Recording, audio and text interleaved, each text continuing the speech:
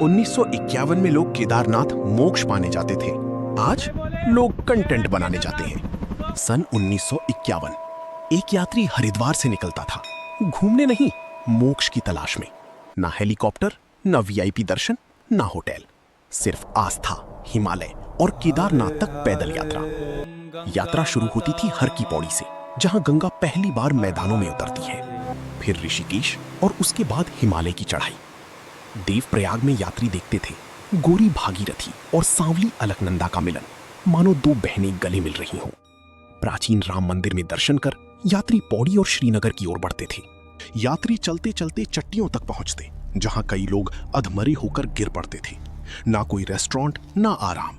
रात को आटा दाल खरीद कर खुद खाना बनाते थे, फिर ठंडी जमीन पर सो जाते।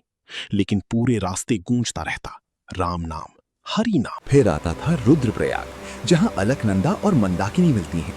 लोग मानते थे यहीं से तपलोक खत्म होता है और देवलोक शुरू। गुप्त काशी में प्राचीन विश्वनाथ मंदिर, महीखंडा चट्टी में वो झूला जिसे माता पार्वती का झूला माना जाता था। फिर त्रियुगी नारायण, जहां सतयुग से अखंड ज्योति जल रही है। सोनप्रयाग में शांत सोन गंगा और भीम जैसी गर्जना करती मंदाकिनी। और फिर गौरी कुंड, जहां बर्फीली ठंड के बीच गर्म पानी के कुंड यात्रियों को राहत देते थे। और आखिर में केदारनाथ, शांत, रहस्यमयी, बर्फ से ढका हुआ। ये कोई टूरिस्ट स्पॉट नहीं था, ये तपस्या की भूमि थी।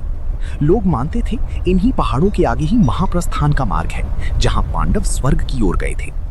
अब आज का केदारनाथ देखिए, हर दिन हजारों लोग, हेलीकॉप्टरों का शोर है, पहाड़ काटकर बनते होटल, नदियों में बहती प्लास्टिक। पुराने रास्ते अब भीड़, गंदगी, खच्चरों और कंक्रीट से भर चुके हैं। हिमालय की शांति अब हॉर्न और मशीनों की आवाज में दब चुकी है। बहुत लोग दर्शन से ज्यादा रील बनाने आते हैं और प्रकृति इसका जवाब दे रही है। 2013 की त्रासदी, बाढ़, भूस्खलन, हजारों मौतें, ये सिर्फ एक हादसा नहीं था, ये हिमालय की चेतावनी थी। 1951 के यात्री दर्द सहकर चलते थे, लेकिन पहाड़ों को वैसा ही छोड़ जाते थे।